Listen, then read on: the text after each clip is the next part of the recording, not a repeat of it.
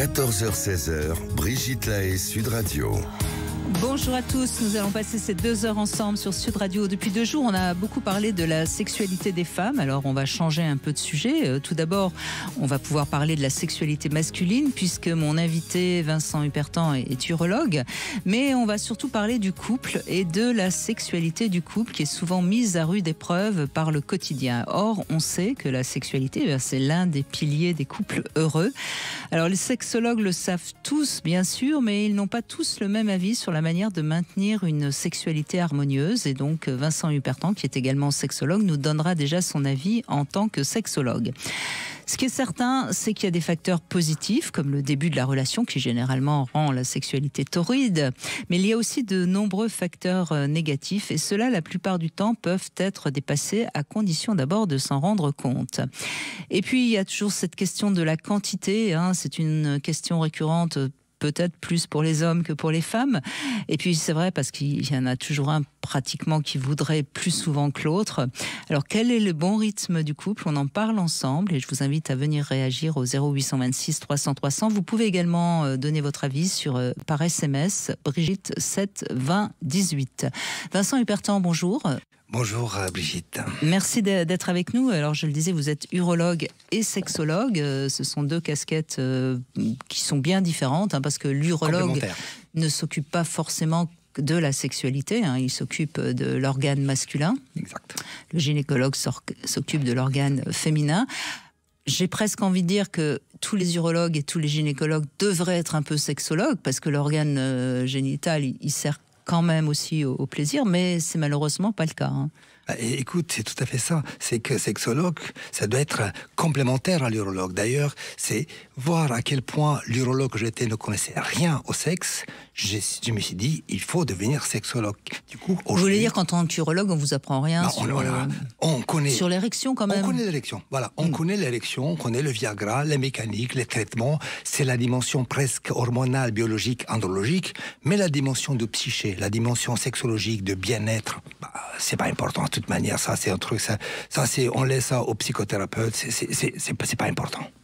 Alors c'est intéressant parce que la semaine dernière j'avais un médecin sexologue qui était à l'antenne et qui m'a dit une chose que je n'aurais jamais imaginé.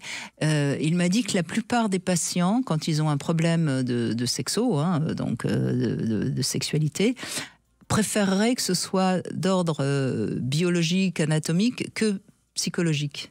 C'est exact. C'est fou, J'aurais jamais imaginé ça, parce que c'est plus facile pour moi, en tout cas, de choisir, de régler un problème d'ordre psychologique que médical. Mais non, en fait, ils préfèrent prendre une pilule, un petit médicament.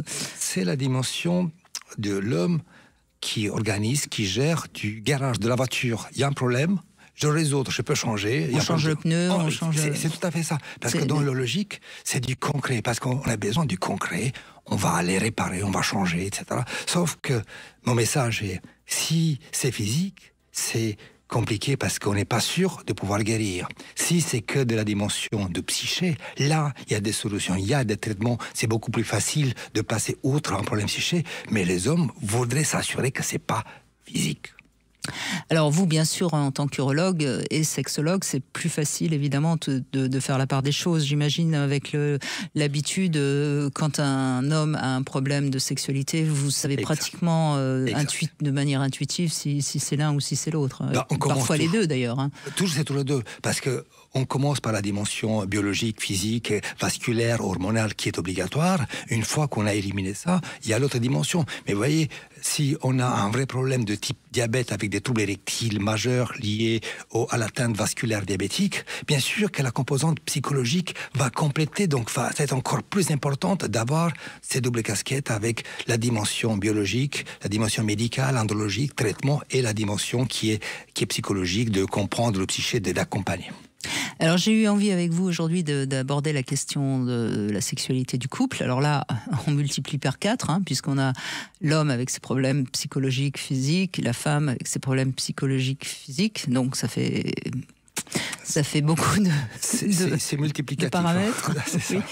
Et on sait que la sexualité dans un couple, c'est un pilier important. Vous êtes d'accord avec ça ? Majeur, c'est l'élément central, parce que ça en dit beaucoup. Le sexe dans le couple, ça en dit beaucoup sur la nature du lien dans le couple. Voilà, et quand elle se détériore, c'est que le lien, quelque part, s'est détérioré. C'est peut-être la première chose qui se délie dans un couple. C'est le premier pilier, le plus fragile, le plus vulnérable, le premier qui va s'effriter, c'est celui de la dimension érotique dans le couple. C'est ça qui, quand ça part ça, après on est des colocs, on est des amis, on est des bien ensemble, mais il n'y a plus cette connexion, et que quand il n'y a plus de connexion, il n'y a plus d'intimité, on est déjà on est deux solitudes dans le même foyer. Oui, et je pense que ce qu'il faut bien comprendre, évidemment que la sexualité n'est pas indispensable. Il y a des couples qui peuvent très bien continuer à vivre ensemble sans sexualité. Soyons, encore une fois, chacun sa liberté. Mais la sexualité a cet apport d'éliminer, si je puis dire, les petites rancœurs, les petits malentendus. Ça les met à plat. Ça, voilà, c'est en ce sens que la sexualité est une bonne manière de remettre du liant, si je puis dire, dans un couple. C'est tout à fait ça. D'ailleurs, c'est très intéressant. C'est que quand j'évoque avec chacun des hommes qui consultent, parce qu'il faut toujours aborder la dimension du couple, la phrase la plus fréquente que j'entends au cabinet, docteur, madame, n'est pas portée sur la chose. C'est la phrase la plus fréquente. Tous les hommes fréquents, c'est comme ça qu'ils commencent. Parce que déjà, en fait, il y a déjà un problème au niveau individuel de ma sexualité. Et finalement, très souvent, ça s'inscrit dans un problème de dynamique du couple qui est déjà altéré parce que il y a la non-sexualité, il y a tous ces tabous, tous ces idées reçues, surtout en fait, c'est une non-communication. La vérité, c'est qu'un couple sans intimité, si les deux sont bien, il y a pas de souci, c'est pas un problème. Sauf que souvent, ça cache une réalité. Lorsqu'on couple, il n'y a plus de sexualité. S'ils sont bien tous les deux, il n'y a aucun problème. Mais la réalité, c'est tout autre. C'est que finalement, ça ouvre la porte à l'infidélité, à des difficultés. Et finalement, très souvent, on entend qu'un couple qui était fantastique, qui était parfait, qui était harmonieux, ils divorcent, ils se séparent. C'est un coup tonnerre parce que dans la famille, on n'aurait jamais imaginé ça. Et on a tous autour de nous le couple qui a 60 ans, tout d'un coup, se sépare. Pourquoi ? Parce que finalement, il n'a jamais eu, ou ça fait très longtemps qu'il n'y a plus de lien érotique dans le couple. Je pense que vous êtes d'accord avec ça aussi, Vincent Hupertan. En règle générale, il faut commencer à s'inquiéter dès le début du premier symptôme et pas attendre que tout soit... c'est comme tout. C'est dès qu'il y a un premier signe, dès qu'il y a un problème de non-communication. Moi, je dirais presque, oui, je vois ce qui se passe dans d'autres pays. L'accès à la psychothérapie, aux psychologues, aux thérapies, ce n'est pas juste que ça va passer, qu'on a besoin juste d'être mieux. C'est comme toutes les maladies. En France, on attend que les gens soient malades pour consulter. On attend le symptôme que ça consulte. Or que parfois, avec des conseils, on peut même être mieux préparé pour... Voilà, donc... Vous voulez dire que comme on va faire une mammographie pour vérifier qu'il n'y a pas de cancer du sein, ça serait pas mal d'aller faire un petit bilan de temps en temps pour voir si la sexualité du couple, il n'y a pas une petite tumeur quelque part qui est en train de grossir, quoi. Pas que la sexualité, juste de bien-être. Il faut que je suis bien avec moi, avec ma sexualité. Parce que, en fait, c'est tabou, c'est caché. Et tout ce que je vois pour des problèmes sexuels, docteur, ça fait très longtemps que j'ai envie de résoudre. Et c'est très longtemps, aujourd'hui, c'était 40 ans. Le gars, ça fait 40 ans qu'il attendait, qu'il venait aujourd'hui, alors que ça fait 40 ans qu'il a le problème. Donc c'est encore très tabou, finalement, d'avoir une sexualité qui va bien. Complètement tabou.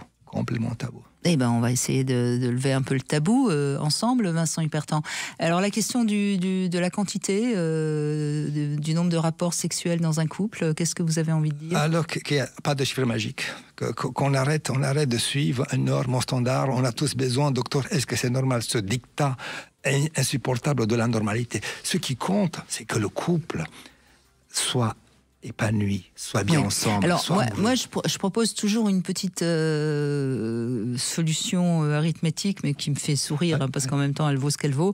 C'est que si madame a envie une fois par mois et monsieur 2 fois par semaine, on ajoute la quantité de monsieur plus madame et on divise par 2. Oui, on peut faire une moyenne, c'est ça, mais... Je plaisante, hein, mais en tout cas, il faudrait que déjà chacun puisse formuler clairement quelle serait pour lui ou pour elle la quantité la fréquence qu'il aimerait bien, enfin une sorte. Déjà, ce serait un moyen de communiquer, non? Tout à fait, mais au-delà de chiffres absolus, c'est comme en médecine, je vois pour la prostate, le dosage de PSA, c'est pas autant la valeur absolue à l'instant T. Voir ce qui se passe est très intéressant. Dans la santé sexuelle en France, on parle même de récession de la sexualité.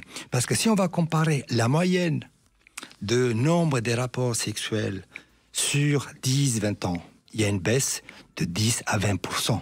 Donc c'est qu'au fil du temps, la nouvelle génération a une sexualité de moins en moins fréquente. Par exemple, l'année dernière, 2024, une enquête IFOP avait identifié que dans l'année précédente, 25% des couples interrogés n'avaient pas eu de rapport sexuel. 25%. Et si on remonte 15-20 ans en arrière, c'était que 10%. Ouais, c'est étonnant. Hein. Et ça, on dit beaucoup de ce qui nous sommes. Ça, on dit beaucoup de ce qui nous sommes et dans quelle direction notre société va aujourd'hui avec cette numérisation, avec ce plaisir numérique au bout de pouces et en permanence en train de scroller, de swiper et de faire des mises à jour. Eh oui. Bon, en tout cas, on va revenir sur la sexualité du couple. Vincent Hupertan, avec vous, au 0826 300 300. N'hésitez pas à réagir. 14h-16h, Brigitte Lahaie, Sud Radio. Nous sommes aujourd'hui avec Vincent Hupertan et vous pouvez réagir si vous le désirez. On parle de la sexualité du couple. Je rappelle qu'on peut vous retrouver également sur votre podcast. Prostate Minute, absolument. Bonjour Fabienne. Bonjour Fabienne. Bonjour Brigitte, bonjour Vincent. Bonjour Fabienne. Merci d'être avec nous Fabienne. Alors, vous avez un compagnon en or, il paraît. Je crois que j'ai le plus merveilleux des hommes dans ma vie et je crois que je peux pas dire que je sois la plus merveilleuse des femmes avec lui, mais j'aimerais beaucoup le dire en fait. Bah écoutez, si vous a choisi, si c'est un homme extraordinaire et qu'il vous a choisi, c'est que vous êtes quand même pas mal du tout, me semble-t-il. Vous voyez, on peut pas être... Oui, j'ai des petits atouts, mais j'ai des grosses lacunes. Et merci de me proposer, d'avoir permis que je puisse témoigner sur le sujet de la sexualité, parce que justement, c'est là où je suis pas très très merveilleuse avec lui, en fait. Et merci de pouvoir m'offrir ce témoignage que je vais vous livrer. Mais je vous en prie. Donc vous avez pas beaucoup de rapports sexuels et c'est vous qui n'avez pas envie, c'est ça? Alors, on a une histoire. Alors, ce qu'il est important de dire quand même pour moi, c'est qu'on a quand même des rapports. Bon, on va dire qu'on a un rapport sexuel mensuel, juste un rapport sexuel. Mais par contre, quand on fait l'amour, c'est beau, c'est magique, c'est fort, c'est puissant. Alors, on est des gens qui sont extrêmement câlins, donc on est toujours en train de se papouiller, de se faire des bisous, de se toucher. Et je crois que j'ai l'envie. Alors le problème vient de moi parce que je suis pertinemment consciente. Dans un idéal, je vous dirais que on s'aime très fort. On a vécu plein d'épreuves, donc on sait sincèrement qu'on s'aime vraiment. Et c'est de faire l'amour quand on a envie, un petit peu de façon insouciante. Et je pense que je fais partie, en tout cas, je ne sais pas si je fais partie de ces femmes, mais je suis une femme quand je fais l'amour. Et c'est un gros défaut chez moi. En fait, je pense que je suis quelqu'un de subtil et je vais avoir envie de faire l'amour et je ne vais pas avoir envie de baiser ou de tirer un coup pour répondre à un besoin physique. Ça va être plutôt de la sensualité, de la sexualité. Mais mon problème, ce qui vient s'ajouter à ce problème, c'est que si j'ai quelque chose qui me, entre guillemets, qui me prend à la tête, en fait, je vais buter sur mon problème et en fait, je vais pas être à faire l'amour. C'est-à-dire qu'en fait, le pauvre, pour que je fasse l'amour avec lui, c'est que tout doit être aligné. J'ai des problèmes de santé, donc je suis pas à l'aise dans les positions, dans le corps, parce que je peux avoir des douleurs et j'ai une émotion qui arrive en vous disant ça. Comme j'ai des problèmes de santé, il y a la notion de fatigue. Donc en fait, mon esprit dit oui, et vraiment oui. Et par contre, le corps dit non. La pratique. Oui. Mais encore une fois, Fabienne, dès qu'on entend vos douleurs, vos problèmes de santé, on peut comprendre que vous ne soyez pas apte à avoir un rapport sexuel et peut-être que lui le comprend et qu'il accepte tout à fait ce rapport mensuel qui lui convient bien. Est-ce que vous savez ce qu'il en pense, lui, véritablement? Ah oui, alors, quand je vous dis que c'est un amour, c'est que c'est quelqu'un qui comprend, qui accepte, et j'ai la chance de n'avoir jamais aucune réflexion. Je le vois dans son attitude hebdomadaire, toute journalière. Il est tendre, il est attentionné, mais je sais que lui me aimerait plus, et c'est normal parce qu'en plus il vous le dit. Il vous le dit. Non, il me le dit pas, c'est moi qui lui dis. C'est moi qui lui dis, ça se voit dans son comportement, il va très bien, et c'est normal d'ailleurs, et c'est lui qui a raison, et a envie de le faire plus souvent.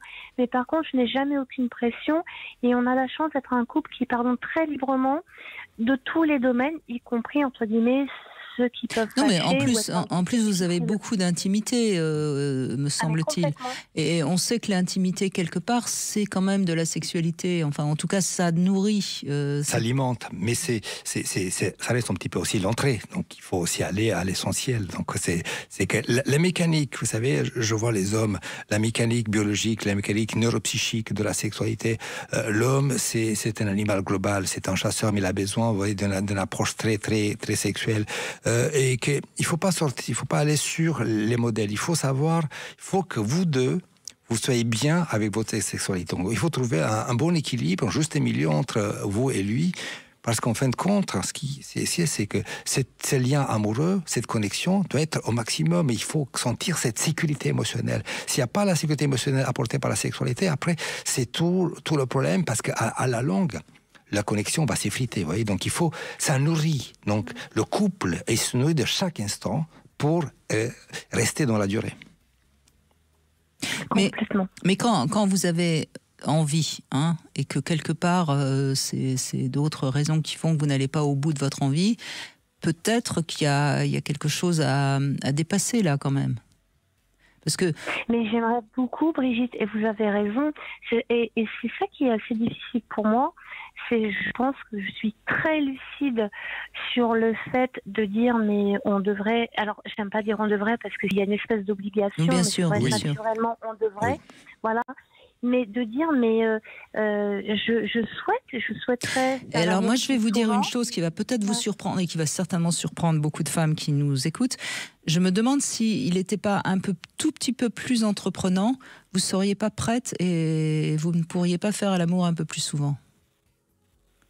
Alors, c'est possible, et je pense qu'il est très respectueux. Oui, mais est-ce qu'il doit être aussi respectueux, vous voyez, parce que dans votre demande, puisque c'est vous qui appelez, dans votre demande, vous aimeriez faire l'amour plus souvent, si je vais au bout de votre demande, on est d'accord? Alors oui, et vous avez raison. Alors le seul souci, c'est qu'il y a des petits paramètres qui sont un petit peu difficiles. Je vous ai parlé des problèmes de santé. On n'habite pas ensemble.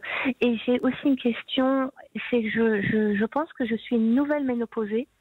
Et je ne sais pas si justement l'incidence de la ménopause, des hormones, n'ont pas aussi quelque chose à voir. C'est-à-dire que l'esprit, lui, fonctionne bien et n'est pas en mode ménopause. Mais le corps... Là, il faut en effet consulter et faire le point entre votre corps et votre esprit. Parce que là, il y a peut-être un traitement à prendre, tout simplement. Après, il y a la dimension biologique, bien sûr. La dimension biologique, on le voit bien, la biologie dans le couple au départ du mariage ou la ménopause, et il y a ces carences, c'est pareil chez l'homme, c'est pas différent. Mais il y a aussi une dimension culturelle, éducationnelle. C'est trop souvent, on attend l'envie comme si quelque chose qui nous tombe sur la tête. On a envie d'avoir faim. Or, excusez-moi, la sexualité, c'est le lien ultime entre deux êtres, le lien le plus fort. Et que... Quand vous allez aller dans un restaurant gastronomique, vous êtes capable de réserver un mois à l'avance sans avoir faim. Quand on a faim, on va chez McDo à côté. Et là, on va manger seul. On n'est pas obligé d'aller chez McDo quand même. Exemple. Bon. Mais on est capable. Donc, pourquoi, dans un couple, avec toutes vos difficultés d'organisation, du quotidien, etc., qu'est-ce qui vous empêche de réserver des plages d'intimité dans lesquelles on se dit, là, on va couper les portables, les WhatsApp, les applications, tout, dans lequel, sans aucune obligation, sans nous dire, on va faire ci, on va faire ça, juste se reconnecter l'un à l'autre et puis laisser la porte ouverte à l'érotisme. J'adore votre exemple de restaurant gastronomique. C'est tellement juste. Ce soir-là, on n'aura peut-être pas plus faim que les autres soirs, sauf qu'on sera prêt à savourer parce qu'on sait qu'on va passer un bon moment. Et c'est vrai qu'il faudrait aussi que dans la sexualité, il y ait cette idée-là.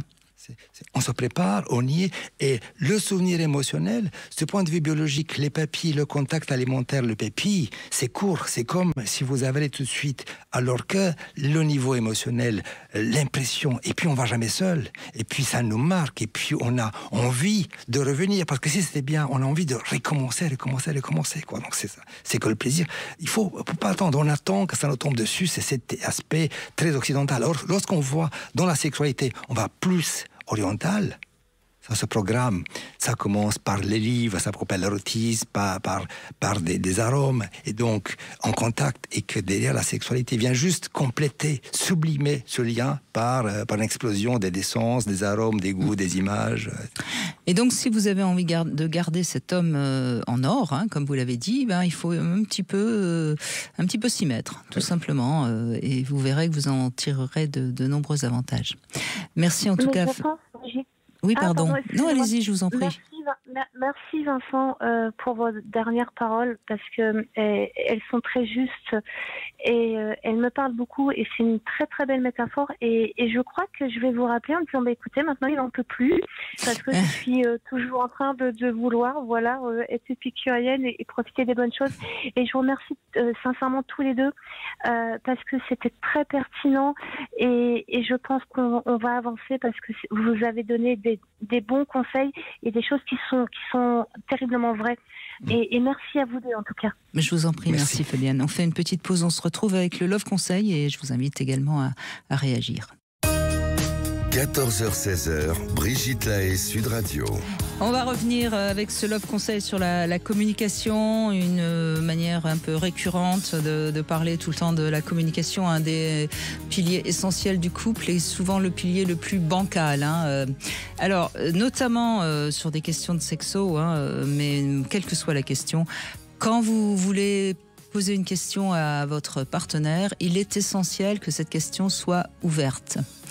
Qu'est-ce que ça veut dire une question ouverte ? Vincent Hupertin, évidemment, vous le savez, je ne vous pose pas la question, mais ça veut dire une question qui amène une réponse oui, non, peut-être, mais pas une question qui amène une réponse déjà établie. Un QCM, case à cocher.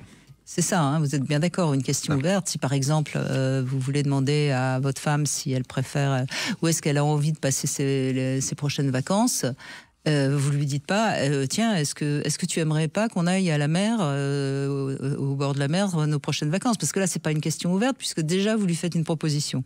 C'est oui ou non.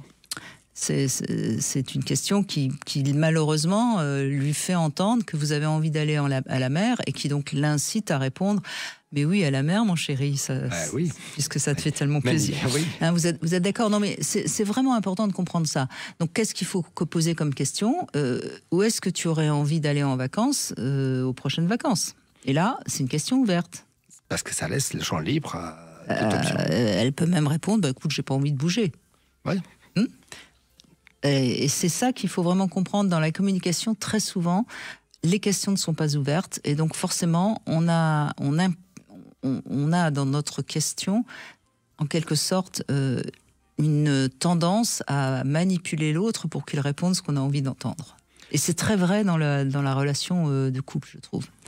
En fait, de manière générale, l'art du questioning, on appelle l'art de poser des questions, c'est tout un art. Donc, c'est pas juste une question simple. C'est la manière dont on va dialoguer entre nous. Le fait, quand tu as une question fermée, tout est focalisé sur tes choix préalables. Parce que tu as déjà les réponses. Quand tu fais une question ouverte, c'est l'autre qui a la main, donc tu le laisses à l'autre, tu laisses le ballon, donc il a le choix de répondre ce qu'il a envie par rapport au sujet donné. Donc c'est très important de laisser l'autre, c'est nul, parce que sinon on s'accapare l'autre, on s'approprie la réponse et l'autre il est prisonnier de tes options, quoi. Oui, non. Voilà, et pour conclure ce Love Conseil, si vraiment, je reprends toujours le même exemple, elle vous répond « Oh, je sais pas, comme tu veux », à ce moment-là, reposer la question, ça me ferait plaisir que tu choisisses. Et là, vous aurez peut-être une vraie réponse, parce que beaucoup de gens finissent par répondre c'est comme tu veux parce que soit ils osent pas parler vraiment de leurs propres désirs. Enfin, on sait très bien qu'il y a beaucoup de gens qui ne savent pas un petit peu s'affirmer, j'oserais dire. Tout à fait. Et c'est la même chose en médecine. Si je veux avoir maître de la consultation, le patient va répondre oui, non. Si je veux qu'il ait la main qui sentit accompagnée, je laisse ouvert. Donc, du coup, il va étayer ses problèmes. Et donc, je peux mieux appréhender parce que je m'intéresse à lui et pas à moi. Voilà, c'était le Love Conseil d'aujourd'hui. Omar est avec nous. Bonjour. Bonjour, Omar. Oui, on vous entend. C'est bon. Bonjour. Ça va le faire. Ça va le faire. Pardon, excusez-moi. Je vous en prie. Oui, bonjour. Oui, je voulais intervenir. Donc, du coup, pour moi, oui, la fréquence sexuelle était assez importante parce que elle sera importante dans le sens où pour la fluidité des fréquences quand on fait l'amour, pour moi, il y a une sorte de inconscient quand on fait l'amour. Et pour moi, c'est important de ne pas être en demande et de ne pas créer de frustration parce que justement, c'est libérateur d'une forme de quotidien, quoi. Je sais pas si c'est très clair. Non, pour moi, c'est pas très clair. Mais j'ai compris quand même que pour vous, c'est important qu'il y ait des relations sexuelles fréquemment. Pas forcément fréquemment, mais je dirais que il est nécessaire que les deux personnes soient sur le même quota. Ah oui. Ou alors là, on est loin du compte. Hein. Ah bah, je trouve que... Je parle pas pour vous, j'en sais rien. Non, mais je veux dire, c'est un des grands problèmes de la sexualité du couple, c'est qu'il y en a pratiquement toujours un qui veut plus que l'autre. Hein. Et c'est lui qui a moins de libido, c'est lui qui mène la marche, parce que c'est lui qui fixe quelque part ce quota que vous dites. Et pour moi, tout le sujet est là parce que forcément, s'il y a une frustration, il y a quelqu'un qui sera plus dans le désir que habituellement, que quelque chose de régulier et de normal. Et je pense que vraiment, c'est un sujet assez sensible, je trouve, peut-être un peu subtil, mais quand même qui dépeint de quelque chose où il peut y avoir une frustration quotidienne. Et pour moi, comme la sexualité est quelque chose de libérateur et aussi où, par exemple, il y a des soucis du quotidien, et pour moi, ce moment-là doit être un moment qui doit être purement libérateur. Donc, je dirais que le rapport à l'autre, bon, après, bien sûr, il faut aussi travailler sa frustration.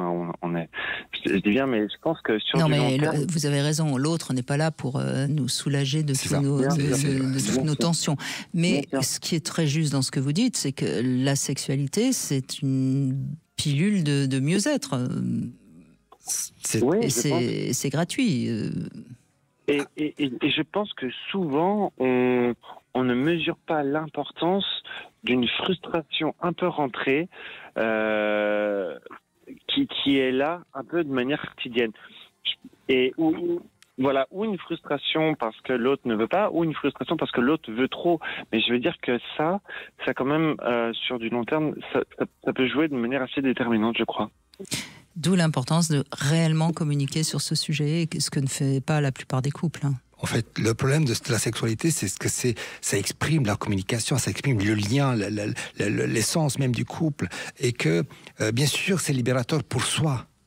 Mais on est deux dans l'affaire. Donc, il faut trouver un juste milieu de lien, de connexion ensemble. Parce que si, vous savez, biochimiquement, la sexualité n'est pas tout à fait la même chez l'homme, chez la femme. Il y a des choses qui sont différentes, notamment la décharge orgastique, la libération, comme vous dites, c'est différent. Et donc, être attentif à soi, s'intéresser à soi et être attentif à l'autre, ça fait partie de deal. Et ça, c'est aussi important, c'est important pour lui et que pour elle. Donc, c'est les deux qui jouent un rôle dans cette alchimie, dans cette relation. Oui, bien sûr. Oui, et là, vous avez raison, Vincent Hupertan. Ce qui est important aussi peut-être à dire, c'est que pour un homme ou pour une femme, c'est pas la même chose que de se voir refuser la sexualité. L'homme le vit de manière très frustrante, mais en même temps, il a l'impression de ne plus être aimé et puis de ne plus être admiré, ce qui est quand même sur un plan existentiel, c'est quand même terriblement déprimant, osons le dire.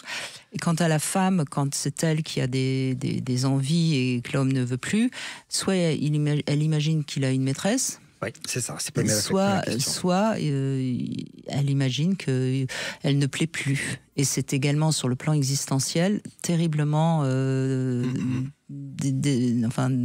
désastreux, parce que pour l'un comme pour l'autre, quand un des deux n'a pas la sexualité, le minimum de la sexualité auquel il a besoin, parce qu'on n'est pas non plus...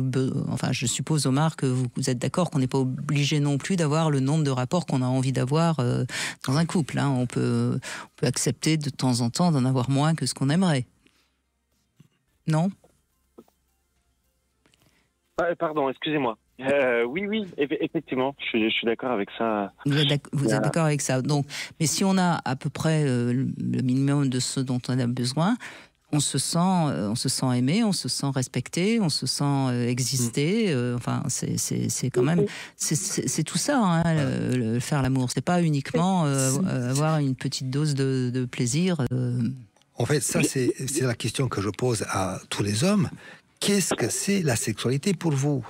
Il y a la dimension très testo, très physique, très libératoire, et puis là... Mais ça, la masturbation peut très bien... Exactement. On est dans le besoin biologique primitif, presque animal, on va dire. Et puis, il y a à quel point où la sexualité va amener le lien dans le couple, cette économie de l'émotion, de la sécurité, à quel point c'est important. Et donc, ça se joue à deux, et ça passe par... On ne cesse pas de le dire. Et merci Brigitte pour ces émissions, parce qu'on montre à quel point communiquer, c'est essentiel dans la vie sexuelle et dans le couple. Et donc, c'est important de communiquer. Oui, et puis j'ajouterais aussi de l'importance et cette harmonie aussi qui vient comme facteur de la pérennité du couple, vous voyez ? C'est exact. C'est vrai. C'est exact. C'est quand même un enjeu, quoi, de pas laisser ça de côté, parce que c'est quand même, ça peut être une frustration quotidienne, et quand les deux sont raccords, c'est tellement fluide et c'est tellement enrichissant aussi que, pour moi, voilà, c'est très juste ce que vous dites. Un couple qui a une sexualité qui fonctionne au fil des années, c'est un couple qui s'enracine. Et c'est une sexualité. Alors, contrairement à ce que croient certaines personnes qui ont jamais connu ça, c'est une sexualité qui pourtant se répète. Hein. C'est pas des couples forcément qui font l'amour avec toutes les positions du Kama Sutra, mais c'est une sexualité qui est profonde, qui a, d'ailleurs, on y met presque une vision spirituelle à ce moment-là. En effet, c'est ça. On peut le dire. Entièrement d'accord. Donc vous avez tout à fait raison, Omar. Et c'est quelque chose qu'on n'entend pas beaucoup, malheureusement, parce qu'on parle toujours qu'il faut avoir des surprises, faire une sexualité ludique, etc. Non, je pense qu'il faut avoir une sexualité qui est un langage de lien des corps et de lien d'amour. Oui, et puis peut-être de pas trop mentaliser, mais de dire qu'au final, quand on voit des choses un peu fluides qui se passent, c'est déjà un énorme facteur, quoi. Vous voyez, on a tendance à faire une sorte d'image où on dit, moi, la personne que je voudrais, faut qu'elle soit comme ci, comme ça, etc. Mais finalement, quand il y a ce langage du corps de manière sensée, je dirais, et fluide, c'est quand même assez déterminant, selon moi aussi. Oui, là, je crois que on n'a pas besoin de sexologue. Hein. Non, effectivement, même peut-être de psychologue. Oui, absolument. Oui, d'autant que quand les gens ont une sexualité qui va bien, ils sont bien. En général, ils vont bien. Ils sont bien. On parle beaucoup de santé mentale en ce moment. Souvent, dans les gens qui ont des problèmes de santé mentale, il y a souvent une absence de sexualité. Hein. Et parce que l'absence de sexualité, c'est parfois synonyme de solitude, ou solitude émotionnelle. Et que la solitude tue.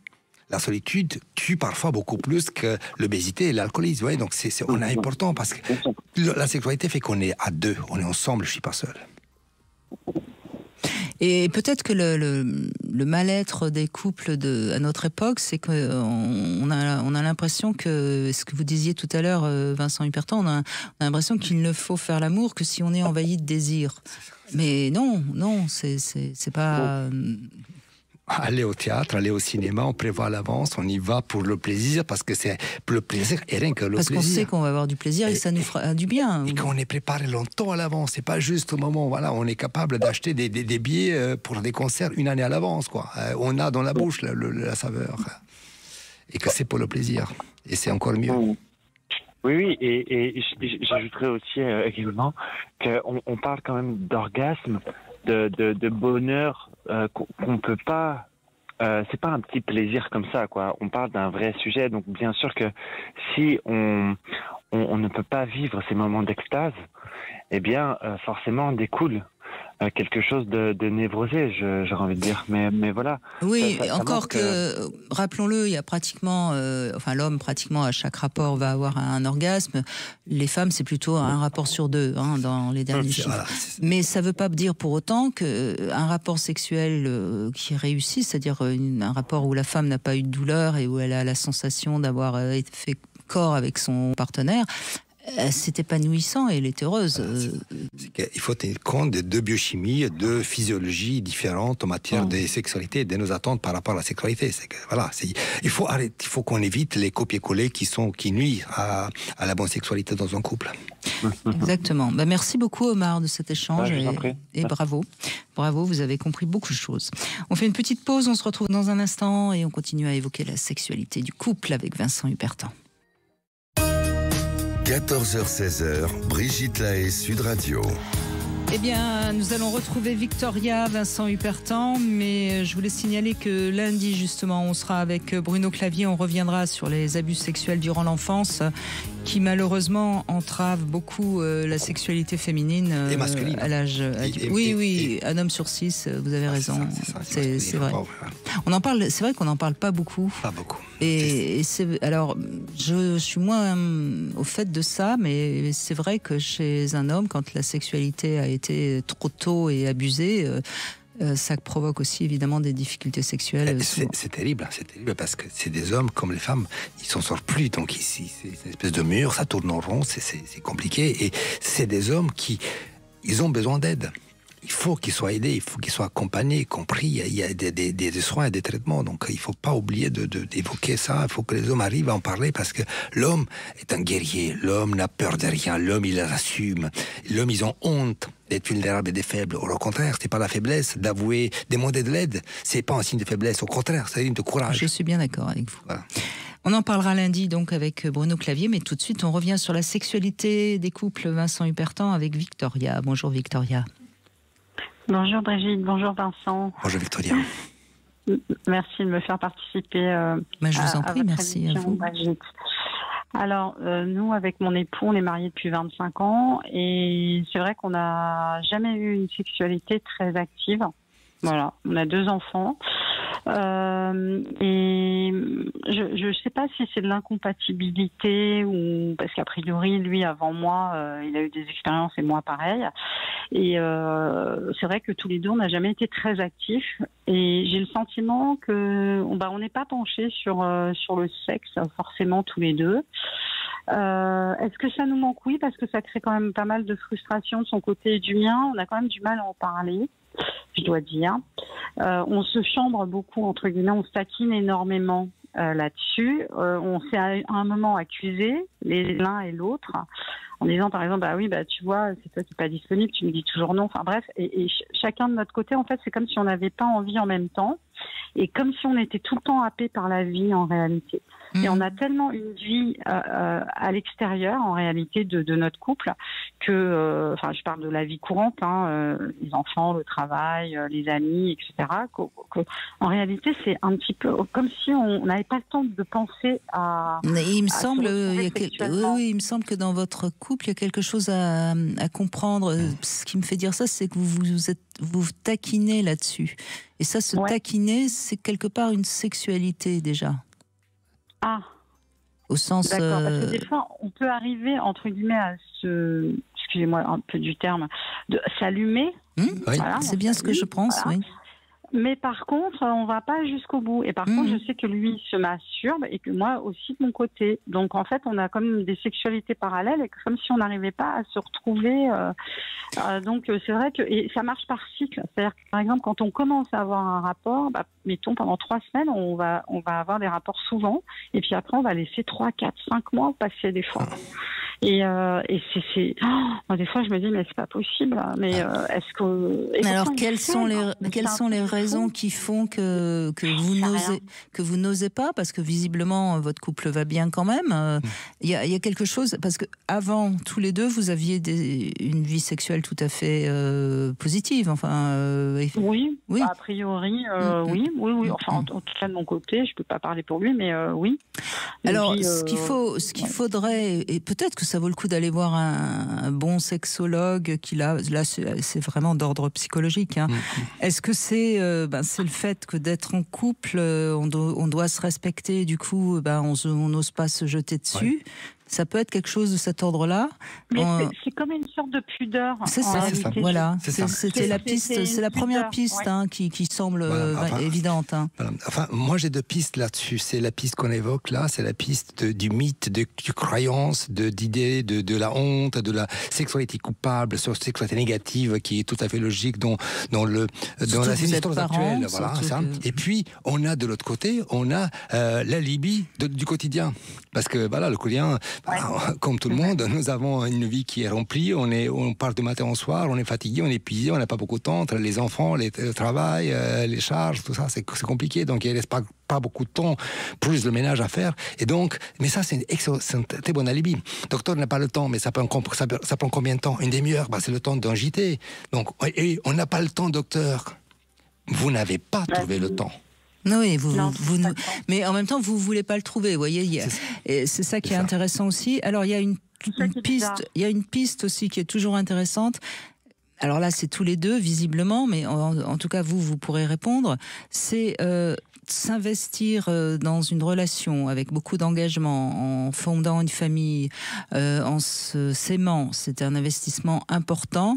Et donc, on garde de côté quand même l'investissement sexuel, parce que sinon, on devient tellement dépendant de l'autre que si jamais il se passait quelque chose, on ne se relèverait pas.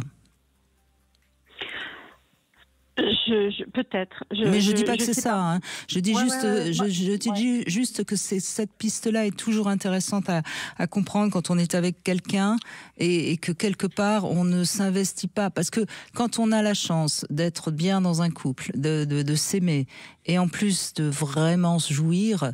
Eh bien, on est dépendant de l'autre obligatoirement, et si l'autre disparaît, je parle même pas de nous quitter. Hein, si l'autre disparaît, on peut s'effondrer. Et ce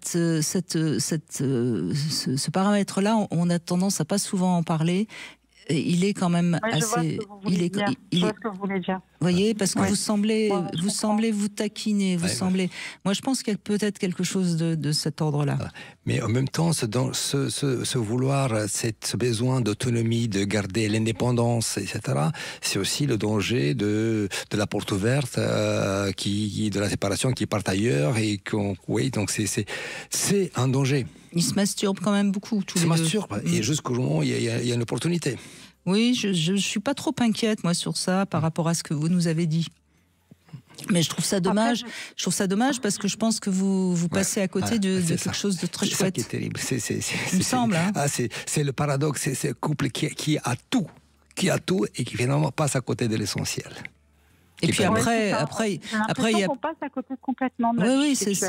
Ça vient en dernier plan. C'est comme si on n'était pas intéressé par la chose. La chose. Voilà. Alors peut-être que ça vient de vos histoires parentales respectives aussi. Hein. On est parents, on met pas la sexualité, elle passe vraiment quand on a le temps. Hein. Et puis comme on n'a pas le temps, on n'a jamais le temps. Enfin, écoutez, après, les enfants sont grands maintenant, donc on s'est quand même retrouvés un peu plus sexuellement depuis qu'on la dernière est partie. Elle est partie que l'année dernière, donc vous voyez, c'est pas vieux. Mais dans votre cas, je pense que ça vaut le coup d'aller consulter, parce que vous êtes assez capable d'aller au fond de votre. Puis vous verrez bien ce qui vous parle. Hein. C'est vous qui avez la réponse, hein, c'est pas moi. Hein. En tout cas, ça fonctionne quand même, notre couple. Oui, mais j'en doute pas. On s'aime, et alors mécaniquement, tout fonctionne aussi, donc c'est débile. C'est débile.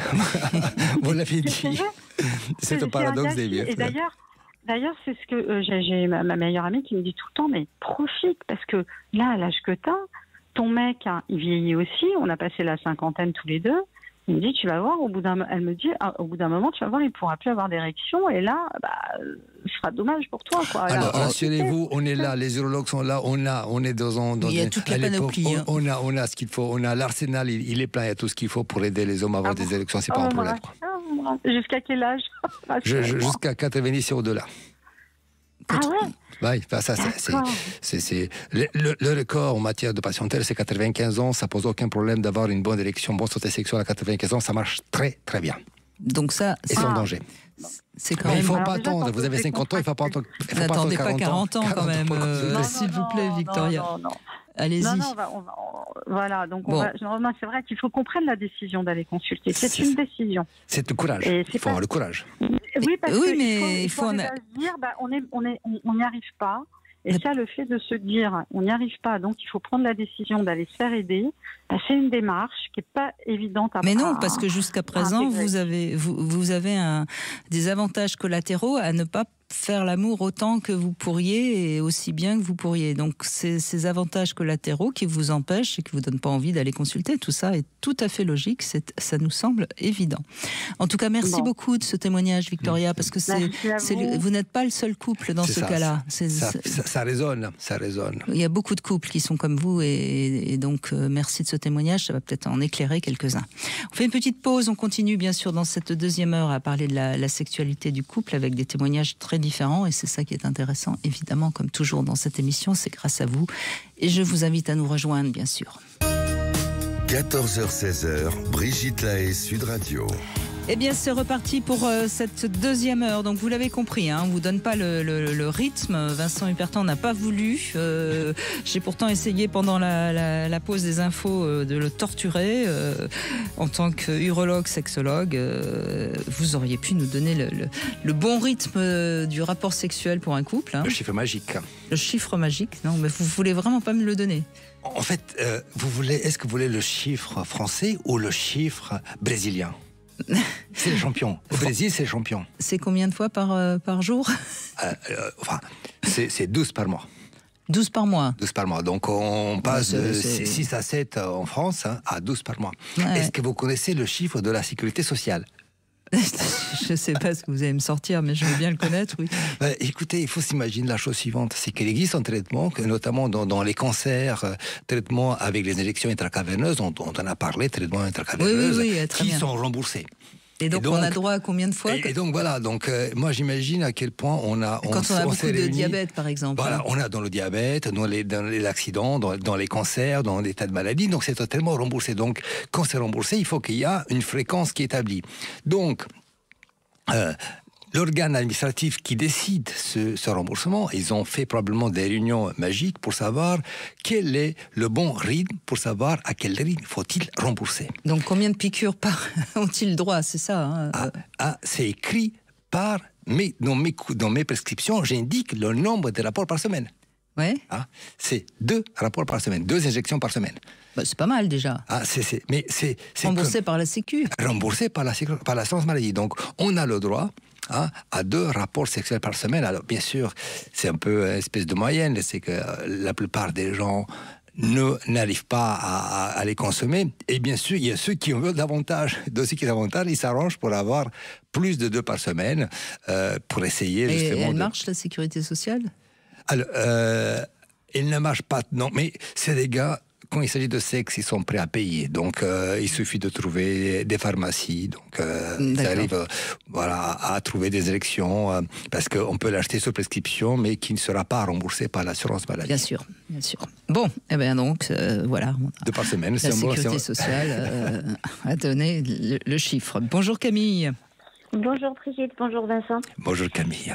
Bonjour. Écoutez, vous me rassurez parce qu'il nous arrive de ne pas être loin du chiffre brésilien, donc c'est pas trop mal. C'est fantastique, c'est fabuleux, là. C'est la rumba. Voilà.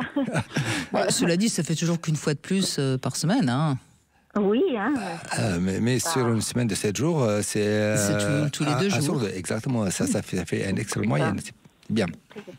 En fait, nous, on a la chance d'être sur la même longueur d'onde, c'est-à-dire que il m'est arrivé d'être dans d'autres relations où et il m'arrivait de dire pas envie. Voilà. Avec mon conjoint, ça n'arrive pas. J'ai toujours envie. C'est la fatigue qui peut me retenir ou le manque de temps. Ou, voilà, parce Bien que sûr, bien sûr. des choses à finir le soir ou parce que on a des horaires un peu atypiques, donc c'est parfois difficile de se retrouver. Mais quand on peut se retrouver, c'est toujours. C'est la fête. Voilà. Et vous êtes ensemble depuis combien de temps? 15 ans. Ouais, bravo. Oui, bravo. C'est parce que finalement, cette histoire d'usure dans votre couple n'existait pas. Non, on fait ce qu'il faut, mais... Non, mais c'est là où on voit, c'est ce qu'on disait tout à l'heure dans la première heure avec Omar. Hein. Quand il y a cette fluidité et que les partenaires s'entendent vraiment bien, la sexualité, elle vient tout seul, quoi. Mais c'est ça, en fait, c'est pas qu'on n'ait jamais eu de désaccord, mais on n'a jamais eu de fâcherie, on s'est jamais fâché, on se fait jamais la tête, et donc ça aide, parce que quand on se retrouve le soir, on n'a jamais envie de se tourner le dos, on est toujours collés, donc forcément ça aide. Mais le seul bémol que je mettrais à cette pratique qu'on a, c'est que, alors ça n'est pas du tout de mon côté une question de lassitude, c'est une question de préférence. Mon conjoint, lui, il aime beaucoup quand ça dure, il faut que ça dure. Et quand je dis que ça dure, c'est entre 45 minutes et 1 heure. Ah. Et c'est bien, mais peut-être pas à chaque fois. Ouais. Parfois, un quickie, c'est bien. C'est ça, mais j'aime bien. Mais c'est pas pour faire vite parce que ça m'ennuie. C'est juste parce que je trouve ça très excitant aussi, un quickie, vous savez. Voilà. Et lui, il a un peu de mal avec ça. C'est comme s'il n'allait pas jusqu'au bout de la mission, quoi. C'est pas. Oui, mais ça c'est intéressant ce que vous dites parce que c'est aussi quelque chose qui est parfois pas complètement assorti dans un couple. Il y a des gens qui ont besoin que ça dure longtemps. Il y a d'autres personnes qui aiment bien que ça dure parfois longtemps, parfois pas. Parfois, il y a des gens qui aiment pas que ça dure trop longtemps parce qu'ils aiment bien le bouquiner un peu après. Enfin, je dis n'importe quoi, mais ou bien qui ont besoin de beaucoup dormir et qu'à un moment donné, ça prend sur le temps de sommeil. Enfin, je veux dire, c'est vrai qu'il y a ce point aussi dont vous parlez et qu'on ne parle pas beaucoup. C'est vrai qu'on n'évoque jamais ça. Est-ce que la durée, ça colle? Et parfois, c'est très très bien, 45 minutes. Après, mais peut-être pas chaque fois, oui. C'est ça. Après, il faut savoir que chez les hommes, la durée moyenne, c'est 7 minutes. La médiane, c'est 7 minutes. Donc, du coup, dans des cas comme le vôtre, c'est pas tellement le cas le plus fréquent. Voilà. 7 minutes en comptant les préliminaires, non. Non, juste pour je le coït. parle de panneau on-off. Voilà, bien sûr. Parce que mais moi, c'est pas en comptant les préliminaires. C'est 45 minutes de coït. Oui, alors 45 minutes, peut-être pas 45 minutes de coït, mais une bonne trentaine de minutes, oui. Et voilà, donc 45 minutes avec les préliminaires, mais ça peut aller plus loin. Quoi. Donc, alors moi, le conseil que je donne dans ces cas-là, ça va peut-être pas plaire à votre partenaire, mais c'est le conseil que je donne. À un moment donné, quand vous en avez assez, il faut arrêter. Oh non. Oui, je sais bien, mais c'est la seule. C'est juste parce que là, il y a quand même quelque chose d'un peu narcissique chez monsieur. Il est très content de sa performance. Il en profite pleinement, mais à un moment donné, ça se fait à deux. Oui. Oui, mais je ne sais pas si c'est du narcissisme ou si c'est peut-être le désir d'être sûr que tout va bien. Oui. Non, mais d'accord, mais puisque vous, c'est un peu long, ça veut bien dire que vous aimeriez que ça dure moins longtemps, donc il faut qu'il l'entende. Occasionnellement. J'entends bien, mais je ne vous dis pas d'arrêter à chaque fois quand ça fait 27 minutes, hop, on arrête. Je n'ai pas dit ça. J'ai dit que de temps en temps, vous avez le droit de dire, là, ça suffit. Après, et puis, c'est pas grave s'il ne jouit pas, il jouira le lendemain ou le surlendemain. Oui. Non, Vincent n'est pas du tout d'accord avec moi, Camille. Non, parce qu'il y a aussi une dimension biologique. Oui. Ce qu'il faut savoir, c'est que pour beaucoup d'hommes, ce paramètre entre pénétration et éjaculation, il y a un facteur avec peu de variables. Voilà. Le précoce, il va rester précoce. C'est qui est la moyenne, et qu'il y a une catégorie d'éjaculateurs tardifs qui va pousser jusqu'à l'anorgasmie, l'incapacité, c'est des hommes qui n'arriveront jamais. Il lui restera la masturbation, Vincent. Il restera avec toute la frustration qui est la masturbation, évidemment. Mais c'est pas tout le temps, Camille. Elle va pas arrêter chaque rapport. Mais de temps en temps, elle a le droit de. Donc, alors, j'en ai parfaitement le droit, mais je le ferai jamais parce que je me mets à sa place. Et moi, je serais horriblement mortifiée Voilà. qu'on me plante au milieu d'un rapport, et je pense que ça détruirait quelque chose, ça détruirait une confiance, je ne veux pas le faire. D'accord, mais vous voyez, c'est là où il y a un moment donné, il faut être au diapason totalement, quoi. Les deux côtés, on est d'accord. Il faut... Mais si, en même temps, si on vous... peut en parler, après j'en parle avec lui, et il est à l'écoute. Hein. C'est juste que si je ne lui rappelle pas... Vous lui envoyez une décharge électrique dans les testicules. Quand même, pauvre bête. Et je vous assure qu'après, quand il entendra la sonnerie de la fin du rapport, il arrêtera. Je vous assure. C'est un peu violent. Non, pas du tout. Ce n'est absolument pas castrateur. Non, pas castrateur. Bon, en tout cas, ça nous aura un peu amusé, Camille. La prochaine fois que ça dure un peu longtemps, je suis sûre que ça va vous faire sourire. Ça. J'éviterai de passer à l'action, mais ça peut être drôle, effectivement. Ça vous fera sourire, je suis sûre. Merci en tout cas, merci de ce témoignage. Merci, parce que c'est vrai que c'est quand même une vraie question. Allez, on se quitte un court instant et on se retrouve pour C'est maintenant. 14h-16h, Brigitte Lahaie, Sud Radio. Vincent Hupertens, c'est maintenant qu'on retrouve Christine. Christine qui va nous parler d'une lettre qu'elle a découverte, je crois, après le décès de votre grand-mère. Vous en avez jamais parlé, Christine, de cette lettre ? Bonjour. Oui, bonjour Brigitte.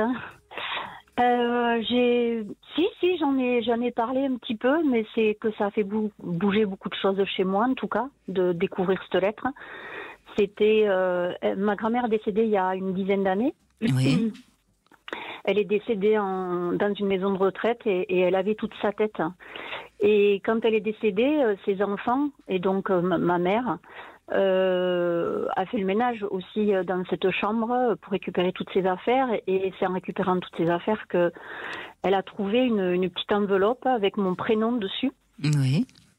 Et elle me l'a transmise. Et lors d'une réunion de famille, elle m'a donné donc cette enveloppe que j'ai ouverte devant tout le monde. Alors j'ai pas la lettre, je l'ai gardée bien sûr, mais j'ai pas la lettre là sous les yeux mais j'ai retenu une chose, c'est que elle a écrit je sais que tu m'aimes. Et c'est quelque chose qu'elle disait pas en fait. C'est quelque chose qu'elle exprimait pas ni à ses enfants ni à ses petits enfants. Et ça m'est toujours resté. Et je me suis dit, mais comment ça se fait en fait que ces personnes n'arrivent pas à exprimer leur amour verbalement ? Et depuis ce jour-là, j'incite et je m'incite aussi à pouvoir dire ces choses-là. Avant de, oui. Mais c'est beau aussi le cadeau qu'elle vous fait dans cette lettre, parce que quelque part, quand elle vous dit je sais que tu m'aimes, ça veut aussi dire je t'aime. Hein. Oui, tout à fait. C'est exactement ça. Alors, à cette question, pourquoi les anciennes générations ne savaient pas le dire, c'est vrai, oui, il y avait une sorte de pudeur des sentiments qui existait et qui existe encore beaucoup dans de nombreuses familles, vous savez. Oui, dans ces générations-là. Moi, j'ai en tout cas changé les choses de mon côté et j'ose dire et j'aime dire même aujourd'hui que j'aime les gens. Mais vous avez raison. Voilà, sans pudeur. D'ailleurs, j'ai un petit message à passer, si vous me permettez. Mais je vous en prie. Merci beaucoup. Moi, je suis en pleine rupture amoureuse. Et moi, de mon côté, j'aime mon compagnon, comme je ne considère pas que c'est mon ex-compagnon encore aujourd'hui. Et je voudrais lui dire, parce que je sais qu'il écoute souvent votre émission, que je sais qu'il m'aime aussi. Voilà. Alors pourquoi vous quittez ? Moi, je vais pleurer, moi. Parce que l'amour ne suffit pas, a priori. Écoutez, je pense quand même, quand l'amour est encore là, il y a moyen de...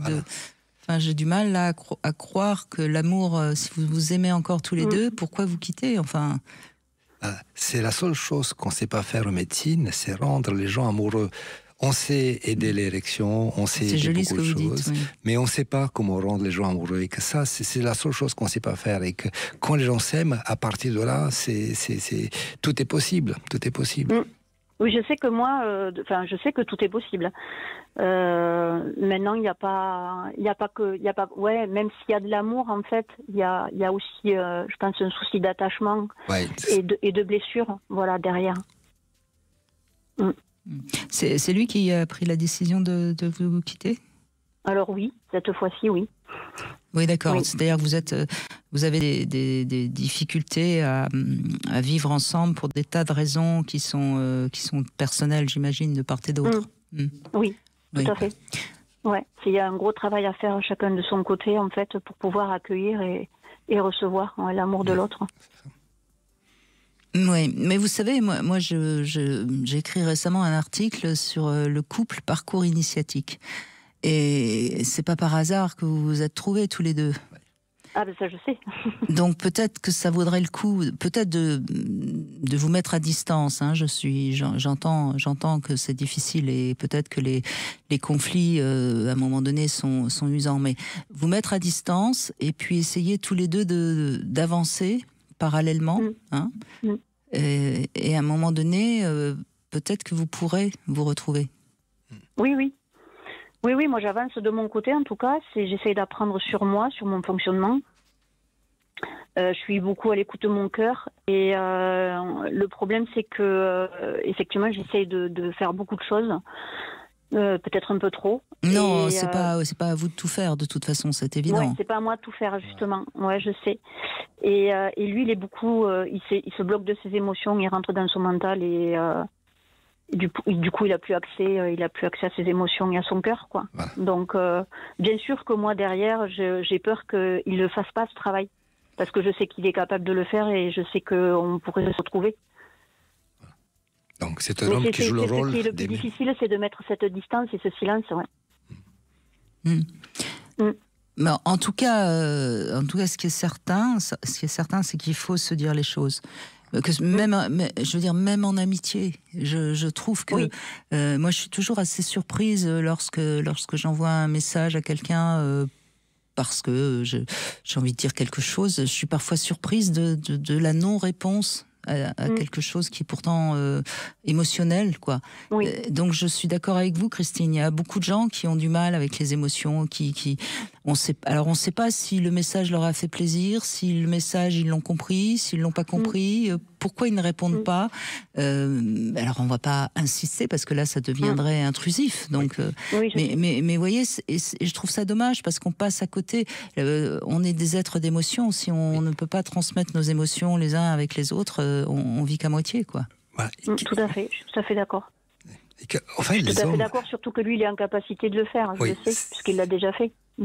Voilà, c'est exactement ce que je vois avec les hommes. Les hommes, il y a un blocage. Ils jouent le gros, le solide, le rocher. En fait, ils n'arrivent pas. C'est le plus compliqué d'accepter cette vulnérabilité, d'accepter de rentrer, d'accepter les émotions telles qu'elles sont. Moi, j'ai des amies femmes, c'est pareil. Hein. Elles répondent pas toujours à un message que j'envoie. Moi, peut-être que l'émission m'a beaucoup aidée. Donc, merci à tous et toutes de m'avoir aidée. Moi, je me suis beaucoup ouverte parce que j'ai compris à quel point il faut dire les choses, quoi. Mais je vous assure qu'il y a beaucoup de femmes aussi qui sont fermées. Hein. On parle toujours des hommes. Mais... En fait, je parle des hommes parce que c'est mon expérience, mais en fait, on a chacun cette double casquette et qu'on. C'est pas de la même manière. Les femmes ne se ferment pas de la même manière. Bien sûr, mais on refuse nos émotions parce que c'est pas bien, c'est vulnérable, c'est mal vu, c'est. En tout cas, Christine, merci de ce message, parce que vous envoyez, d'abord, c'est joli cette histoire de lettre, et vous envoyez ce message à cet homme qui écoute peut-être, et vous lui dites, moi en tout cas je t'aime, et c'est beau. Voilà. Après, merci beaucoup. Mais non, c'est nous, merci d'avoir partagé cet instant, ce maintenant avec nous. On fait une petite pause, on se retrouve avec le Sexo Conseil, et on va parler d'une histoire d'amour assez extraordinaire entre Napoléon et Joséphine dans un instant. Brigitte Lahaie, Sud Radio, le Sexo Conseil.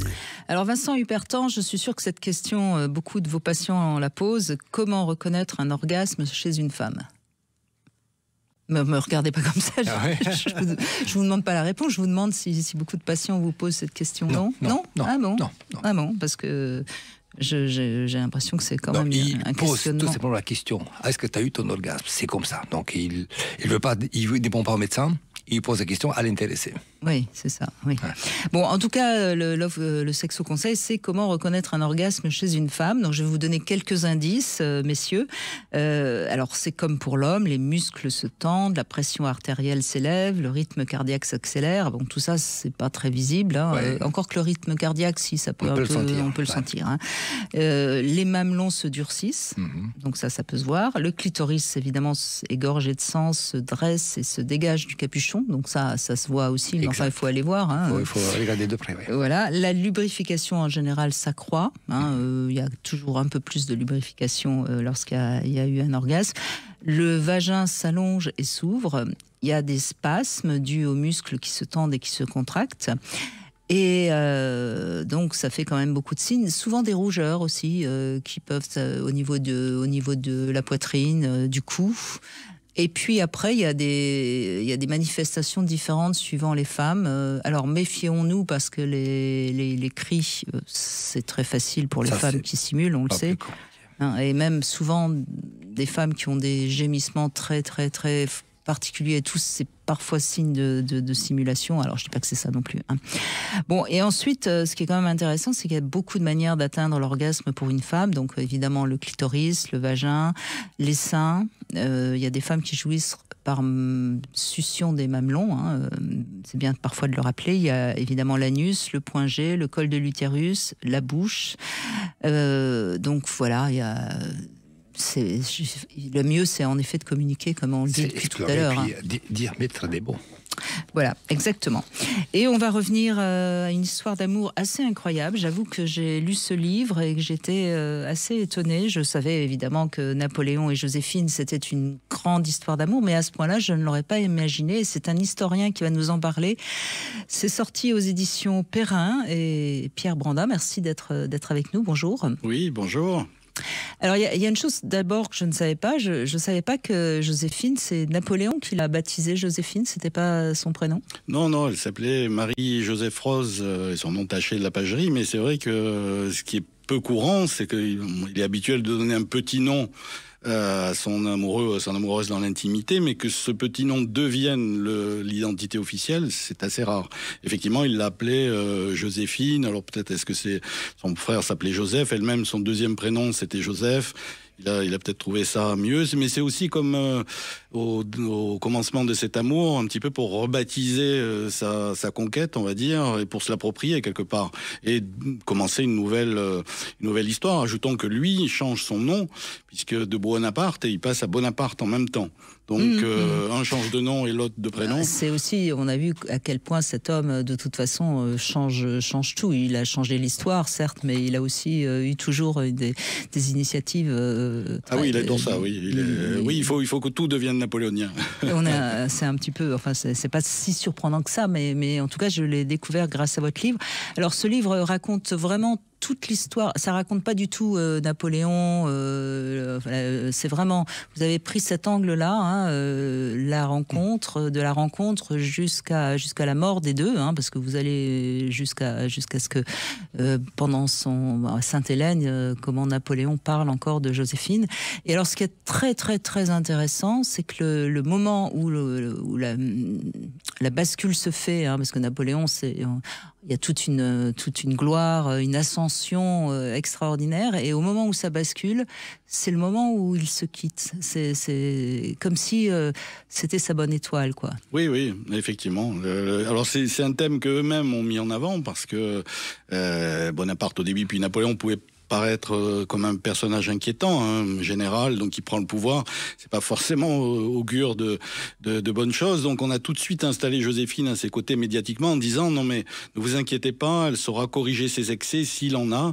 Donc c'est un couple qui est arrivé au pouvoir et qui est présenté ainsi. Et on a aussi... C'est une vraie première dame, quoi. C'est une vraie première dame qui porte chance, c'est ce qu'on dit. D'ailleurs, on s'attroupe devant chez elle quand on bruisse des signes de victoire et quelque part les victoires sont sues parce que Joséphine aurait reçu une lettre, etc. En fait, elle est porteuse de bonnes nouvelles, elle porte chance. Donc effectivement, quand ils se sépareront, eh bien les deux chuteront et Napoléon assez rapidement derrière. Donc on dira oui, c'est évident, il avait perdu sa bonne étoile et donc tout s'est écroulé et tout s'est vraiment écroulé. Et de toute façon, et c'est là où on voit que c'est vraiment moi c'est ce qui m'a touché dans votre livre Napoléon et Joséphine, c'est qu'on voit qu'ils se séparent parce qu'il faut un héritier, en fait.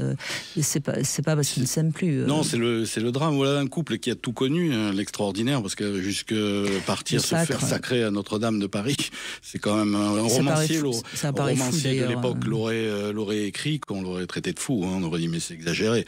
Jusqu'à Notre-Dame, devenir comme ça les premiers souverains d'Europe, et il va manquer à ce couple l'essentiel, l'enfant. C'est-à-dire donc lui, elle en avait déjà eu deux, mais lui qui adore les enfants, elle ne pouvait pas le priver de cette joie d'être père. Il y a ça aussi, elle se sacrifie puisqu'elle accepte cette séparation. Il y a la dynastie, mais elle sait que voilà, dans un couple, enfin comment. D'autant qu'il a été père avec une maîtresse. Exactement, il a su qu'il pouvait être père. Il sait que lui, il peut, que c'est donc elle qui ne peut pas. Parce qu'au départ, on pensait que c'était peut-être lui, puisqu'elle a eu 2 enfants, et quand il a 2 enfants naturels, là, la question ne se pose plus, et pour lui, elle sait qu'elle ne peut pas le priver de ce bonheur, de cette envie. Il avait écrit d'ailleurs, dès les débuts de leur relation, « Je meurs d'envie de voir comment tu portes les enfants ».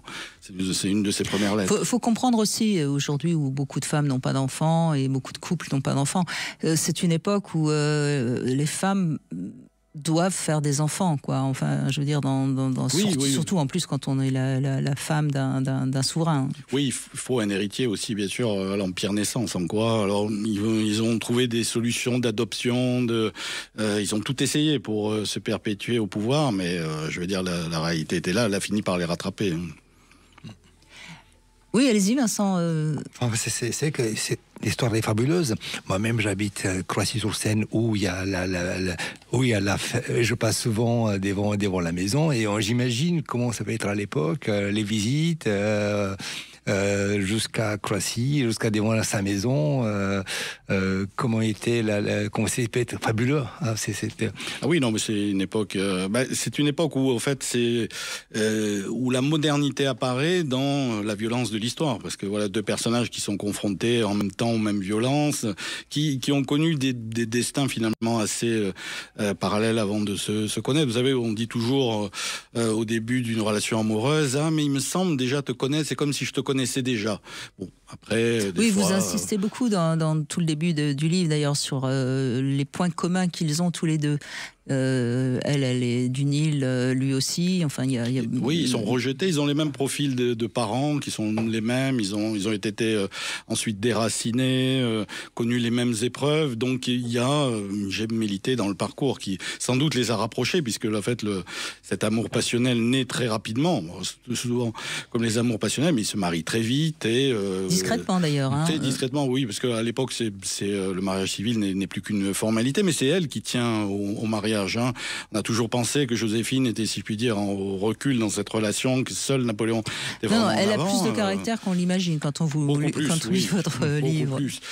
C'est-à-dire, Napoléon aurait pu tomber amoureux jeune d'une femme sans caractère, mais il ne pouvait pas rester 20 ans amoureux d'elle. Oui, mais sa mère avait pas mal de caractère. Oui, aussi. Laetitia avait, à mon avis, donc c'est un peu normal qu'il choisisse une femme.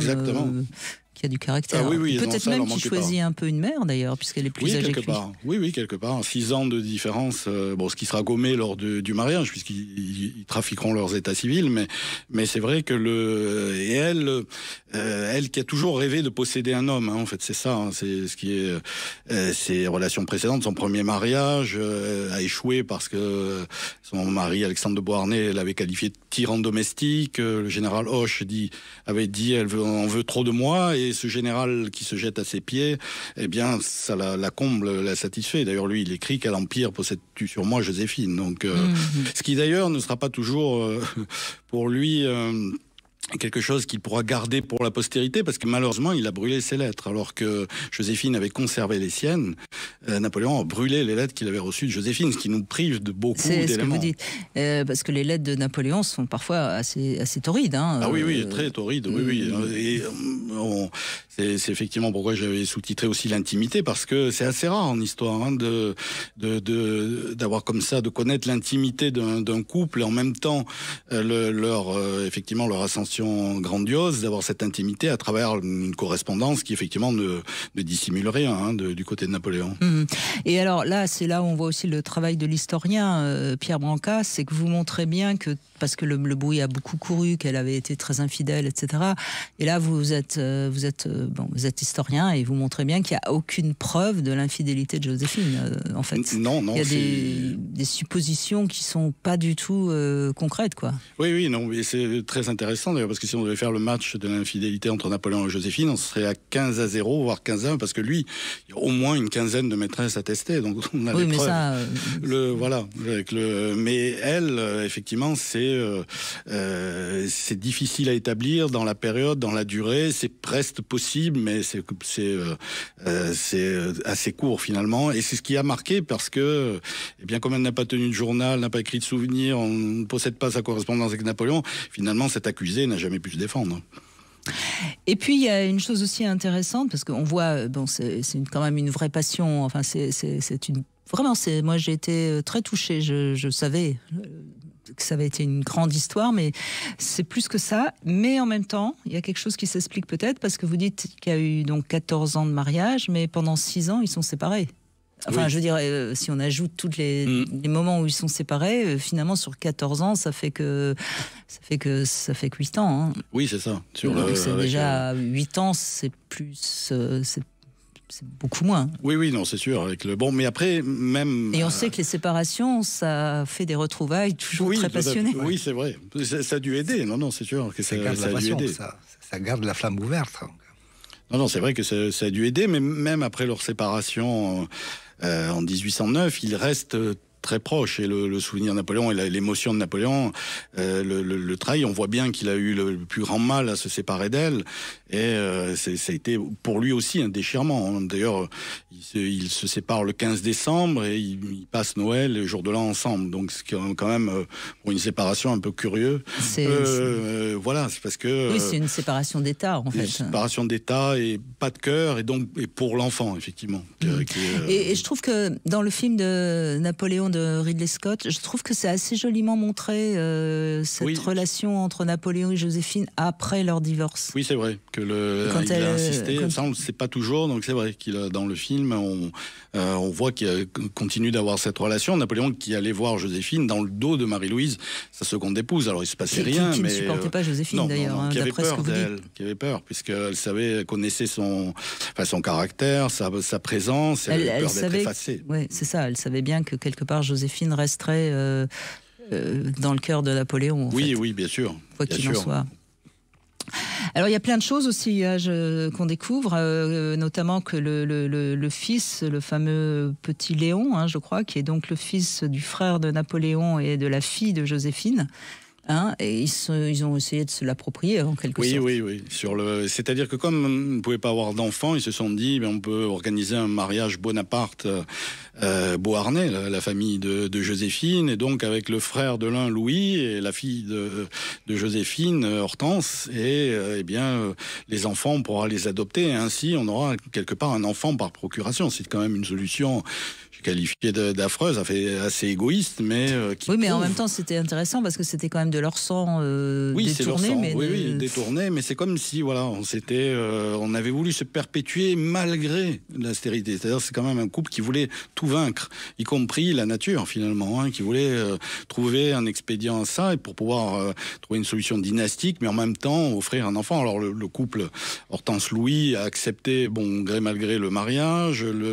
Ils n'avaient pas très envie de se marier. Non, ils n'avaient d'ailleurs, pas hein. envie, ils n'ont pas eu vraiment le choix. Mais là, pour l'enfant, ils ont résisté. Certes, parrain marraine, ce fut Napoléon et Joséphine, mais toute la famille Bonaparte s'est liguée pour empêcher l'adoption. Et bon, cet enfant est mort assez rapidement. Hein. Il est mort à l'âge de 5 ans, donc la solution dynastique s'est écroulée. Et puis, entre-temps, effectivement, Napoléon a su qu'il pouvait être père, donc ça ne s'est pas produit. Mais cet autre Napoléon, effectivement, qui a apporté le prénom, ça voulait tout dire, hein, mais c'est quand même un signe fort, hein, d'un couple qui ne reculait devant rien, hein, qui était capable de quasiment tout pour rester au sommet ensemble. Hein. Et oui, donc on découvre beaucoup de choses dans ce livre, Napoléon et Joséphine. Merci en tout cas Pierre Brantade d'être venu nous en parler. C'est aux éditions Perrin. Merci à vous. Merci. On se retrouve dans un instant et on va parler de la sexualité dans le couple, pas de Napoléon et Joséphine. On a vu qu'elle était torride, hein, mais peut-être de notre auditrice qui va être là dans un instant. 14h-16h, Brigitte Lahaie, Sud Radio. Et on continue avec les histoires de couple, hein, Vincent Hupertan, parce qu'après tout, c'est des couples un petit peu plus actuels, mais c'est toujours des histoires de couple. C'est l'histoire de tout chacun, parce que chacun a son couple avec les misères, les problèmes, et puis il y a cette fameuse fréquence sexuelle. Eh oui, oui. Et c'est Annabelle qui va conclure avec nous. Bonjour Annabelle. Bonjour Brigitte, bonjour Vincent. Bonjour Annabelle. Merci de témoigner. Alors, je crois que vous vous sentez un peu coupable, vous, parce qu'il n'y a pas assez de rapports sexuels pour votre compagnon. Pour moi, c'est quelque chose d'assez stressant. En tout cas, j'y mets beaucoup d'importance parce que il y a une fréquence, il y a une certaine fréquence. Et quand je n'ai pas envie pour X raisons, je culpabilise. Et j'ai ça en tête et je me dis que il n'est pas satisfait, qu'il manque quelque chose, que je suis pas sereine en tout cas. Écoutez, vraiment. merci de témoigner parce que c'est aussi quelque chose qu'il faut pouvoir entendre. Ouais.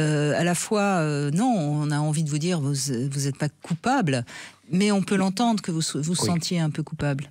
Oui, c'est vrai que on l'entend souvent et quand les hommes consultent accompagnés, il y a toujours ces sentiments de culpabilité. Toujours, la femme qui l'accompagne, elle est quelque part dans la coupable qui veut assumer. Donc il y a presque un aspect maternel dans presque maternel dans cette relation. Oui, mais en même temps, Annabelle, quand on est bien avec quelqu'un et qu'on l'aime, on a envie de lui faire plaisir. Et malheureusement, quand on n'a vraiment pas envie, on a vraiment pas envie, quoi. Je veux dire, je suis désolée, mais même si, par exemple, notre copain nous dit, tiens, ce soir, tu veux pas j'ai envie d'aller au cinéma et qu'on est vraiment très fatigué, qu'on a déjà mis à moitié sa chemise de nuit, on n'a pas envie non plus. Et là, ça devient pratiquement pas possible d'y aller, quoi. Faut l'entendre aussi. Donc mais vous en parlez ensemble ? Oui, on en parle ensemble. Et alors, ce qu'il me dit, c'est que ça m'aide et en même temps, ça conforte ma culpabilité. C'est que il me dit que il aurait envie de plus. Donc je me sens mal par rapport à ça, mais il comprend tout à fait que il y a des moments où parce que le travail fait que je suis fatiguée ou autre, bref, je n'ai pas envie et il l'entend et il n'est pas insistant, ce n'est pas dérangeant. Mais j'ai toujours en tête ce truc de me dire là ça fait quelques jours qu'on n'a pas fait et ça va pas en fait. Il va falloir que tu rectifies les choses. Peut-être qu'il faudrait quand même, dans votre couple, penser plus qualité que quantité. Quand vous faites l'amour, si c'est vraiment bien, génial pour lui, pour vous. Oui. Et peut-être, moi je trouve que c'est pas mal. C'est d'ailleurs, je crois qu'il sera avec nous mardi, Yves Slati, qui parle de la sexualité positive. Et j'aime bien son idée de rendez-vous. C'est-à-dire que quand dans un couple, on se dit, bon, allez, on se donne le prochain rendez-vous et comme ça apaise tout le monde. Oui. Peut-être que ça peut être une solution pour vous. Oui. Oui, il faudrait qu'on essaye ça. Effectivement. Oui, mais il ne faut pas s'accrocher à un chiffre. C'est ce que on parlait tout à l'heure avec cette métaphore de restaurant. C'est tout à fait celle du rendez-vous, c'est-à-dire que ou du cinéma. Si vous dites ah là on va maintenant au cinéma, peut-être que j'ai pas envie. Mais si on a prévu depuis ce matin que ce soir on va au cinéma parce que on sait ce qu'on va voir, on est préparé. C'est beaucoup plus simple parce qu'on est déjà dans le planning, dans le game, on est dans le jeu, dans l'envie d'aller. Ouais. Donc cette histoire de rendez-vous, ça me paraît génial. Et puis, il y a toujours quelque chose que je dis aux gens, avant d'aller au sexe, essayez de trouver un moment de communion. Il faut avoir un temps de partage dans lequel vous êtes ensemble. Sans parler d'autre chose, sans parler boulot, sans parler difficultés. Un sas de décompression. Et tout à fait. Et que ça, si ça arrive, la sexualité parfois découle tout naturellement parce qu'on a créé cet espace de communion émotionnelle. Oui, c'est vrai qu'on a peu tendance à le faire parce qu'on se laisse prendre par le quotidien, les enfants, bref. Non mais ça c'est alors Annabelle, pour des femmes comme vous qui sont prêtes à avoir des relations sexuelles et qui en général, j'imagine, quand il y a une relation sexuelle, vous avez du plaisir, donc il y a pas. Bon, c'est vrai que lorsqu'il y a un moment dédié à ça, ça vous aide à avoir envie d'avoir envie. Oui. Tandis que si c'est le soir, au moment où vous allez vous coucher, qui fait des tentatives d'approche, c'est normal que la plupart du temps vous ayez envie de dire non. On est crevé, on est fatigué la journée. Oui, puis on est déjà. Enfin, moi, je pense que comme beaucoup de gens, quand on monte se coucher, on est déjà un peu fatigué, on est déjà les yeux qui piquent un peu, quoi. Oui, en effet. Et c'est pas un signe de désir. C'est toute une différence entre une dynamique sexuelle. L'homme, il est très facilement on-off. C'est comme l'interrupteur. Il est rapidement opérationnel. Et la plupart des femmes me disent, docteur, j'ai besoin du temps. On a besoin d'un certain temps. C'est que je ne peux pas aussi basculer. Parfois, c'est bien. Ça peut se faire, mais ça ne peut pas être la routine de on-off immédiatement. Oui, je pense qu'il faut que vous trouviez d'autres moments pour vous retrouver sexuellement. Après, moi, ce que je dis souvent aussi, à chacun d'essayer d'analyser à quel moment, on a 24 heures par jour, à quel moment on a une libido un peu plus exacerbée. Et franchement, il y a énormément de femmes, c'est pas à 23 heures. Hein. Effectivement. En tout cas, pour ma part, effectivement, j'entre dans ce cadre-là. C'est pas à 23 heures, oui. Donc parfois, ça peut être, moi je ne sais pas à quelle heure vous terminez, ni lui non plus, mais par exemple, ça peut être à 18 heures, vous rentrez du travail, vous prenez un peu de temps ensemble dans la salle de bain, vous prenez le temps de boire un cocktail tranquillement, vous faites l'amour et vous passez une excellente soirée. Voilà, c'est ça. Oui. Après, il faut combiner avec le quotidien avec toutes ces routines, ces obligations. Et d'où l'importance de s'organiser, parce que notre quotidien, il est déjà organisé d'avance. On sait lundi matin ce qu'on va faire toute la semaine. Donc, prévoir un peu ces moments de communion, y compris érotique, sexuel, c'est quelque chose qui permettra au couple de facilement avoir du temps pour soi. Parce que le sexe, il n'y a que lui et moi, et qu'il n'y a plus rien au monde. Oui. Et donc, il n'y a pas du tout à vous sentir coupable, mais puisqu'il est en plus apte à comprendre, donc vous êtes avec un homme avec lequel vous pouvez communiquer. Donc, je crois qu'il faut peut-être aménager un peu différemment votre vie. Notre quotidien, oui. Votre vie affective et sexuelle. Et je pense que ça peut vous aider vraiment. On va essayer ça, effectivement. Merci en tout cas. Merci beaucoup. Je vous en prie Annabelle, merci beaucoup. Là encore une fois, on a eu que des femmes qui avaient moins de besoins que d'hommes. Quand c'est la femme qui a plus de besoins, en général l'homme se sent obligé, jusqu'à un certain point. Et c'est pas non plus toujours très très positif. C'est pas être sextoy au service de l'autre. Voilà. Et là, j'appelle ça. J'adore l'expression. On parle aujourd'hui de l'intelligence émotionnelle. Les hommes ne sont pas des sextoys. Au service des autres. C'est ça. On parle souvent de l'intelligence émotionnelle. Moi, je parle de l'intelligence érotique. La sexualité, elle se conjugue à deux. On est deux, on est intelligent, on a des enfants, on a des jobs, on a réussi notre vie. Est-ce qu'il est capable de ne pas subir, mais à deux de discuter, de prévoir, de communiquer, d'organiser que ces sexualités, qu'on arrive avec nos impératifs, nos problèmes de santé, des douleurs, d'érection, d'éjaculation, de tout ce que vous voulez. Comment peut-on faire pour que cette alchimie fonctionne? Et donc ça minimum, pour un être intelligent que Homo sapiens se prétend, de ne pas subir, d'attendre que ça nous tombe du ciel, mais qu'on prévoit et qu'on ne laisse pas au hasard pour faire les choses. Merci en tout cas beaucoup Vincent Hupertan. Je crois qu'on a donné beaucoup de conseils pratiques aux couples qui nous ont écoutés et j'espère que ça les aidera à améliorer leur harmonie sexuelle. Merci Vincent Hupertan. Je rappelle que vous avez votre podcast Prostate Minute. Prostate Minute pour répondre à des questions sur la sexualité, le simple, couple. Exactement, n'hésitez pas.